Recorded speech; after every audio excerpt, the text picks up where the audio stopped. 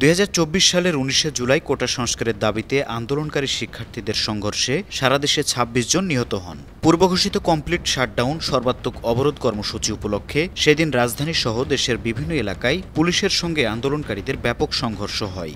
শুক্রবার সকাল থেকে রাজধানীর বিভিন্ন এলাকায় সড়কে নামেন আন্দোলনকারীরা। অন্যদিকে পুলিশ, র্যাব, বিজিবি সহ আইনশৃঙ্খলা রক্ষাকারী বাহিনীর বিপুল সংখ্যক সদস্য শহরের বিভিন্ন স্থানে অবস্থান নেন। সারা দেশে বর্ডার গার্ড বাংলাদেশ বিজিবির 300 প্লাটুন সদস্য মোতায়েন করা হয়। আওয়ামী লীগ ও সহযোগী সংগঠনের অনেক নেতাকর্মীরাও রাজধানীর বিভিন্ন এলাকায় লাঠিসোঁটা ও দেশীয় অস্ত্র নিয়ে অবস্থান নেন।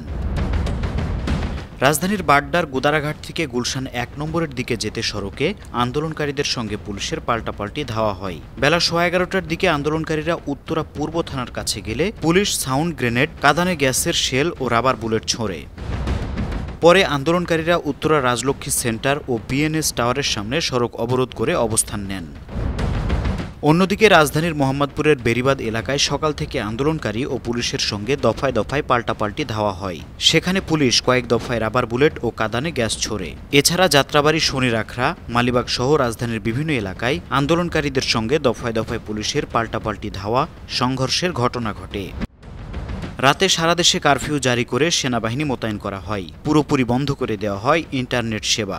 রাতে আন্দোলনের 3 সমন্বয়ক 3 মন্ত্রীর সঙ্গে দেখা করে বিভিন্ন দাবি পেশ করেন। পরে রাত 9:30টার দিকে বৈষম্যবিরোধী ছাত্র আন্দোলনের অন্যতম সমন্বয়ক আব্দুল কাদের গণমাধ্যমে বার্তা পাঠিয়ে 9 দফা ঘোষণা দেন।